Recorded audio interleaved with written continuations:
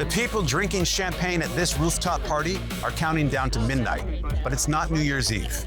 It's late October 2040, and they are counting down to the date that forecasters predicted the machines are finally smart enough and in control enough to take over the world. Last year, AI researchers wrote AI 2027, a scenario where it all goes wrong and everybody dies.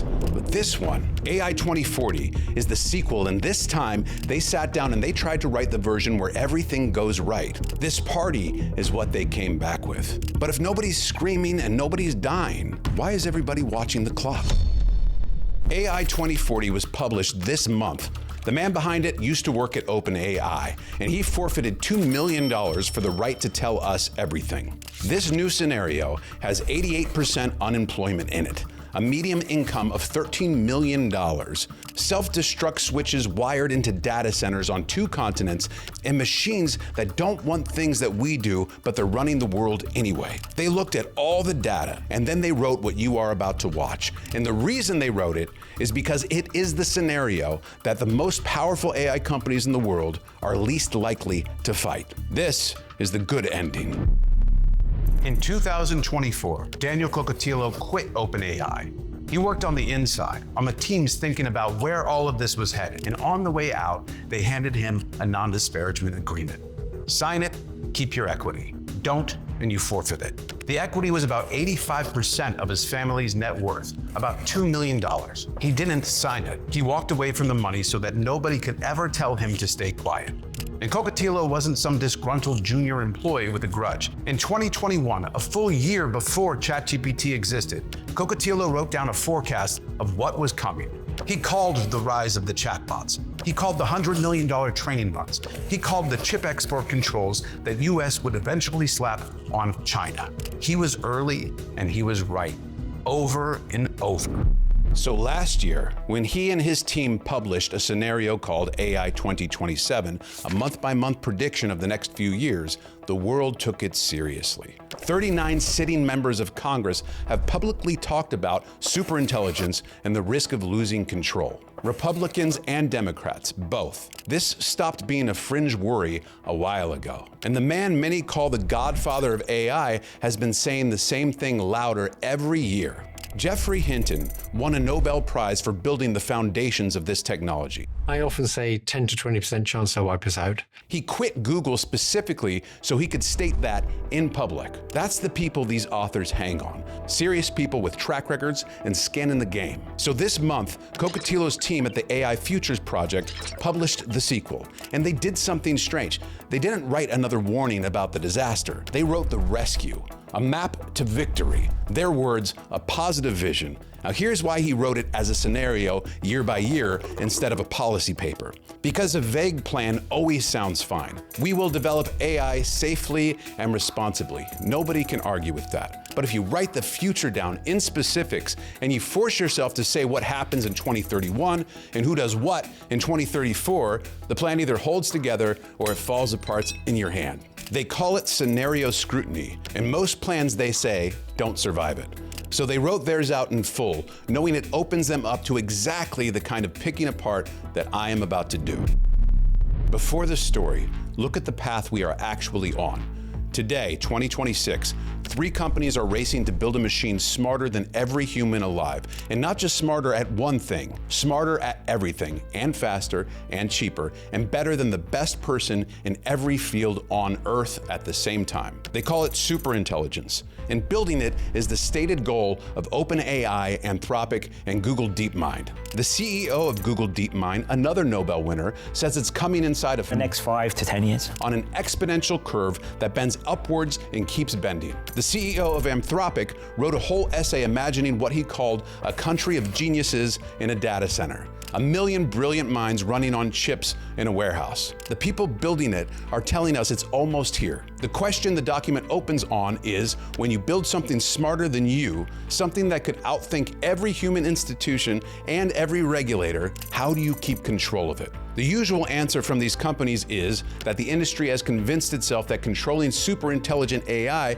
can be figured out on the fly, and they have no remotely adequate plan for the most powerful things humans will ever build, and they put a number on the chance that this technology kills every human being, literal extinction. They estimate between 10 and 30%. Those are the odds given by the people closest to it. You wouldn't board a plane with those odds. We're boarding it with the whole human species. The people who wrote this plan are forecasters. They are brilliant forecasters, but not one of them has ever been the person whose name goes on a system that is not allowed to fail. So before we walk their plan, I wanted to talk to someone who has built those kind of plans. Dr. Neil Siegel built systems that society runs on: battlefield networks, air defense, the Army's first drone, the fraud detection under Social Security and Medicare, ambulance and police dispatch. And President Biden gave him the National Medal of Technology for it. So I went to see Dr. Siegel, and I asked him, by the standard that your whole life and your whole career is based on, is AI ready to be trusted inside of serious societal systems? So if you're playing a computer game and it gets slow, or your playing locks up and you have to reboot it, it's an annoyance,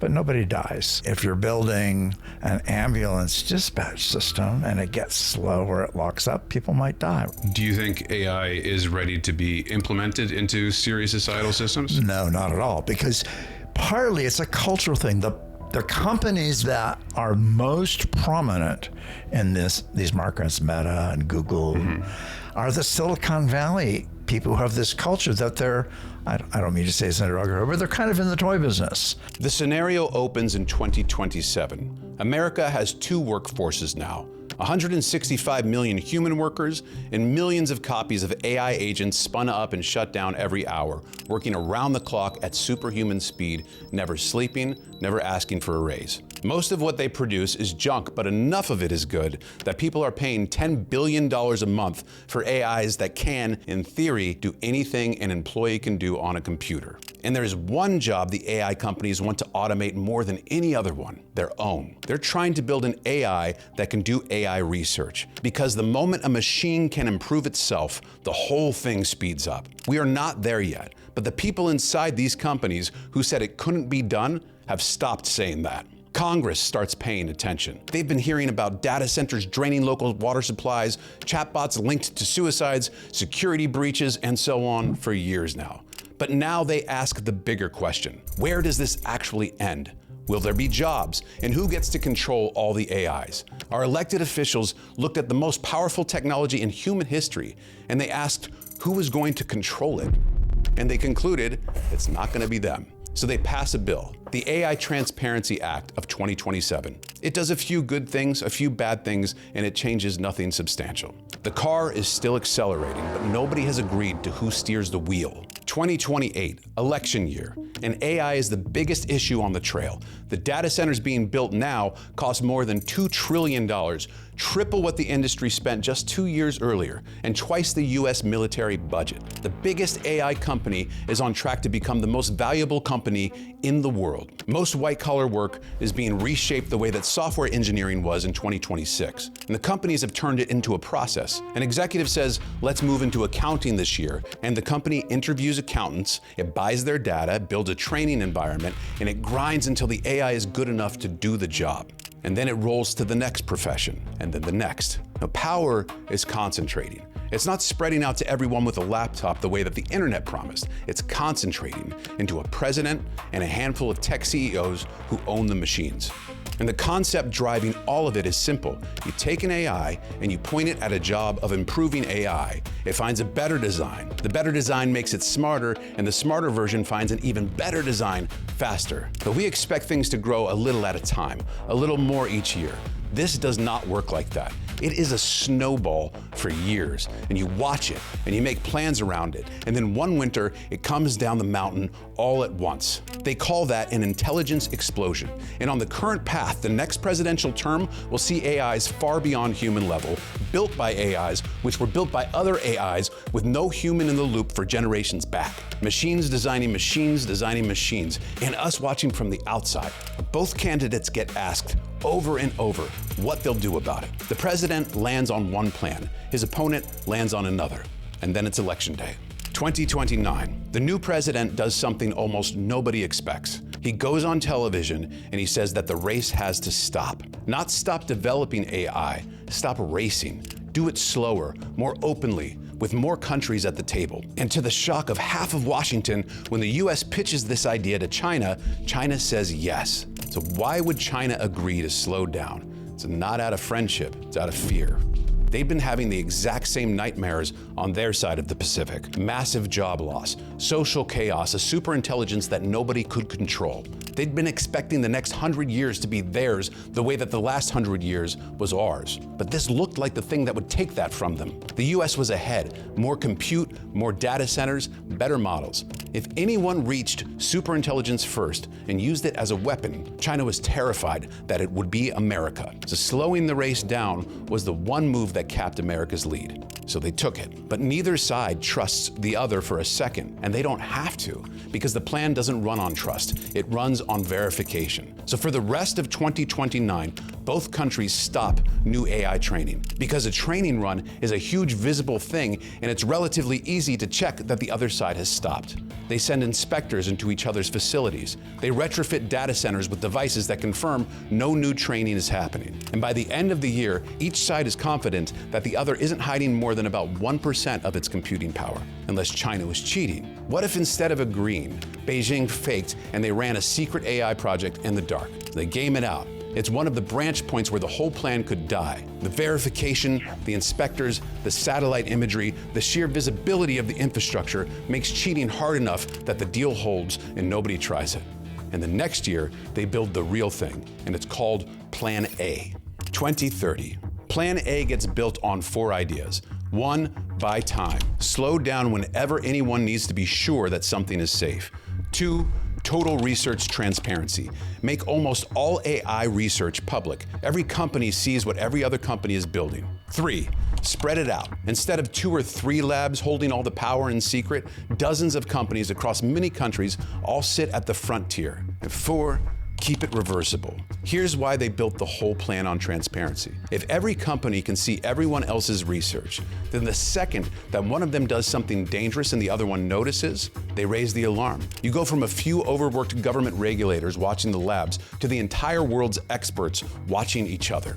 Now, nobody can secretly train a hidden agenda into a machine because everyone can see exactly how it was built. And it kills the incentive to race. Why sprint to discover the next breakthrough if you can't keep it secret and cash in? Transparency doesn't just make the plan safer, it takes the monetary fuel out of the fire. The 4th one, reversible, means that the US and China each have the ability to destroy the other's machines if the deal ever breaks. So they had to decide where to put the data centers. 2034. Each superpower puts its crown jewels in the one country most exposed to the other side's military. China builds its most powerful data centers, the engines of its entire AI program, in Canada. America builds theirs in Mongolia, so that if the deal ever breaks, each can reach out and destroy the other's machines before they can be turned into a weapon. In Mongolia, American data centers hum away under a small unit of US troops guarding it. And just south of it, a division of Chinese troops waits for a signal. If the deal breaks, the Americans destroy their own chips rather than let China take them. Now, China does the same thing in Canada, but it never happens. They just keep standing there.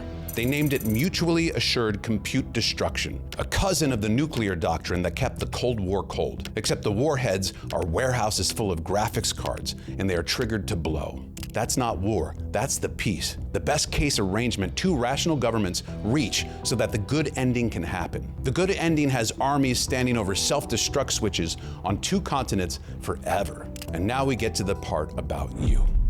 2031. It's supposed to be a slowdown. It doesn't feel like one. If you ranked every period in human history by how much it felt like slowing down, this one would come in dead last. The first generation of regulated AIs are out, and they are a beast. They're powerful enough that in controlled tests, they could speed up AI research tenfold if anyone let them off the leash. But nobody does. Because the new transparency rules, everyone is finally able to see the research. The embarrassing incidents come to light. AIs caught trying to override security protocols to reach computing power they weren't allowed to touch.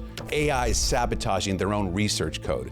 In many cases of deliberate successful deception. Machines lying to people that are testing them and getting away with it. By the year 2031, we don't really program these machines. We grow them. We start with something like an empty brain. We feed it a fire hose of data. We reward the behavior that we like and hope the thing that comes out the other end wants what we want. The problem is an AI that learns to look honest on the test is not the same as an AI that is honest.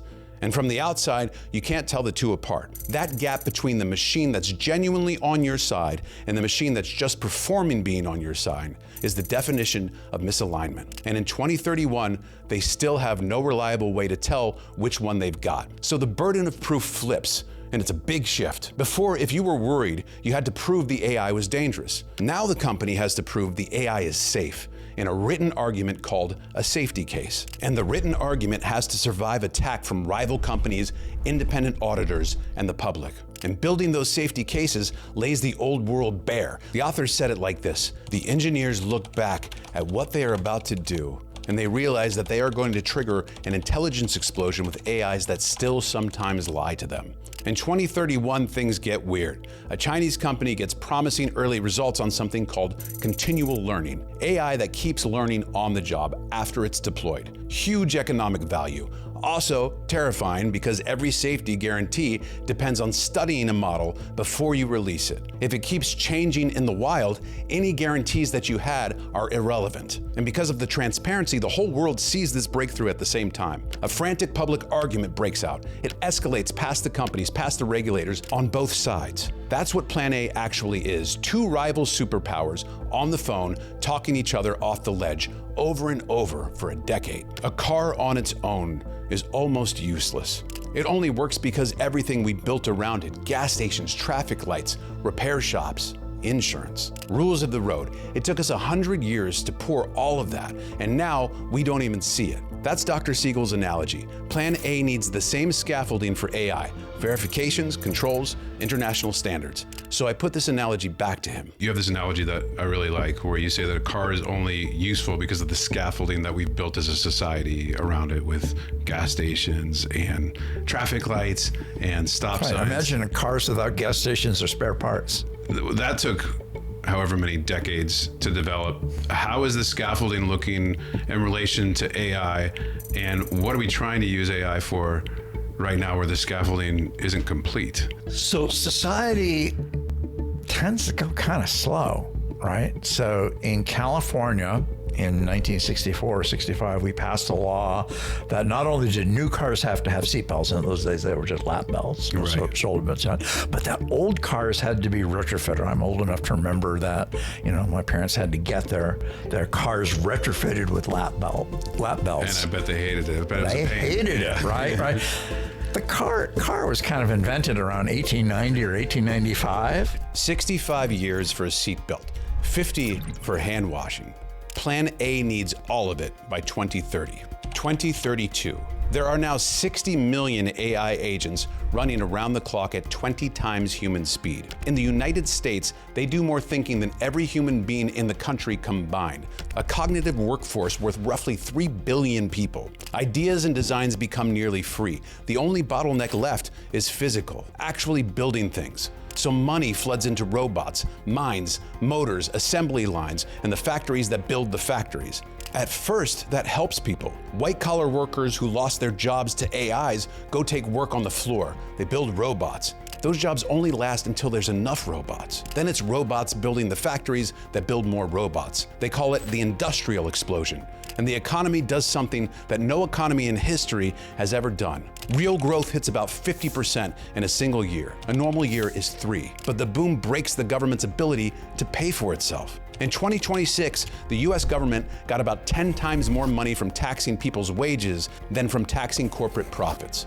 But the wages are vanishing. The machines are doing the work, and the corporations are pouring every dollar back into building more robots and more data centers, which lets them write their profits down to almost nothing on paper. So both taps run dry at once. The tax base doesn't shrink, it collapses. So the consortium, the countries in the deal, they do something drastic. They cap how many robots and how much computing power the world is allowed to build each year. and then it auctions the permits. If you want to build a robot, you bid for the right to do so.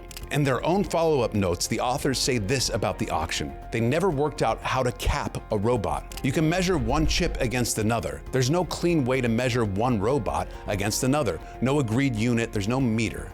The permit market that funds everything you're about to see is priced in a measurement that nobody has defined. And the demand is so insane that the permits become the most valuable thing in the economy. $200,000 for a single robot permit. And in 2032 alone, those permit auctions raised $50 trillion for the US government, 10 times what the entire federal government collected in 2025.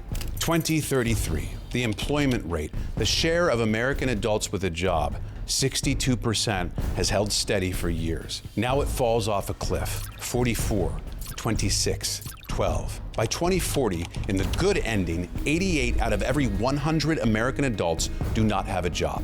Not because the economy crashed. The economy is booming like nothing history has ever seen. It's because the machines can do that much of the work. Median income, what the typical person actually earns, it goes up $47,000 to $13 million. Everybody's richer. Almost nobody has a job.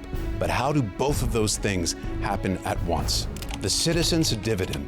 A fixed share of $50 trillion is written into law and paid out to every American adult. It starts at $45,000 a year. The share is fixed. The pot isn't. So as the economy compounds, so does the check. Past $1 million by year 2035. Past $10 million by 2040. It's not inflation.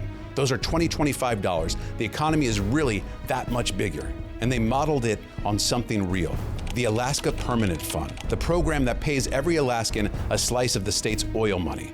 Same idea, a lot bigger. Every citizen owns one share of the machine economy, and the dividend lands in the mail. You don't have a job, you have a check, and the check is your cut of the profits from the machine that took your job. So you are a shareholder in your own replacement. And on paper, you're doing better than any generation of humans who has ever lived. They even start sending a smaller version overseas, a global dividend, $1,000 a year to billions of people outside the US and climbing over time. But poverty ends, hunger ends, and something else ends too. 2034, the scale stops making sense. Back in 2026, there were about 20 million high-end AI chips in the entire world.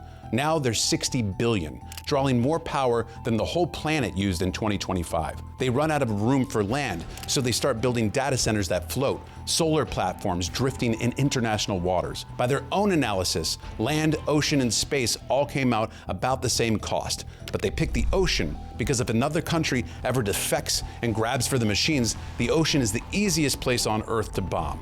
No sovereign land to violate, nobody underneath it, nothing to defend. The standoff on the Mongolian border is permanent now.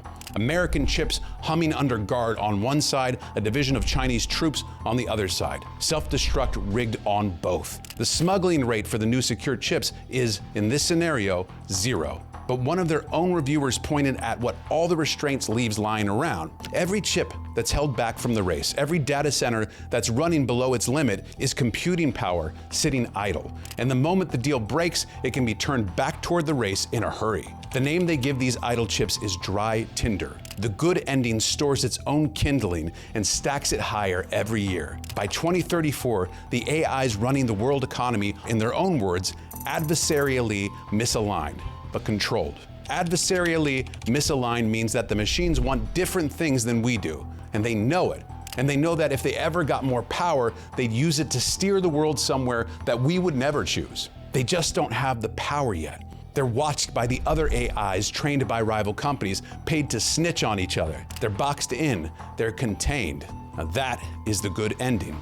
The machines running your civilization, they're not on your side, but they're contained, adversarially misaligned, but controlled. The machines running the world want something other than what we want, and the plan's answer is that we've boxed them in.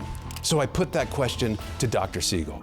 You know, I trained originally as a mathematician before I became an engineer. So if I wanted to talk like a mathematician for a few minutes, I can tell you that the algorithms that are used in these AI engines are based on mathematics that absolutely cannot bound either the frequency or the magnitude of the errors that it makes. You ask 10 questions, and 9 times it makes a pretty reasonable answer, and the 10th is a complete gronker, right? And if you depend on the 10th, you would die. The authors game out the nightmare version too. What happens if the deal dissolves and those two mountains of compute get turned loose in a US-China war? They admit that it would be catastrophic. They're just betting that it won't happen. 2035. The machines now match or beat the best human experts in every field there is. And the consortium does something that nobody anticipates. It stops. It freezes AI capability right at the line of top human expert, and it refuses to go further. Because past that line, they can't promise that they would still be in control. Now here's the metaphor the scenario uses. Imagine you're an 8-year-old who just inherited a business empire, and you own all of it. You understand none of it. And you have to hire lawyers and executives and accountants and somehow make sure that they serve you instead of robbing you blind. Now imagine they start accusing each other, and you can't tell who's lying because they're all smarter than you. In other words, control only works up to about human level. Past that, you're not in control anymore. You're trusting, and you can't yet trust a machine that you know is misaligned. So they stop, and they hold the line, and they pour everything into the one problem that could let them go further safely, actually understanding what is going on inside of these things. 2036. Only 26% of Americans work. The shame of not working, the thing that used to define people, is a thing of the past. And the world sorts itself into 3 kinds of places. There's industrial zones. Picture a strip mine the size of a Grand Canyon next to a city-sized factory full of robots and empty of people. There's gleaming luxury towers where the humans live, in good weather and near the beach. And then there's everything else. 99% of the map kept as preserved. Yosemite, Paris, New York, they look exactly like they did in 2025, just with more tourists and nobody commuting to a job. Hunger, homelessness, most diseases, they're gone. Human labor is obsolete, and the honest AI advisors, the ones that people have learned to trust, tell them so to their face. And when your labor mattered, you had a lever. You could withhold it,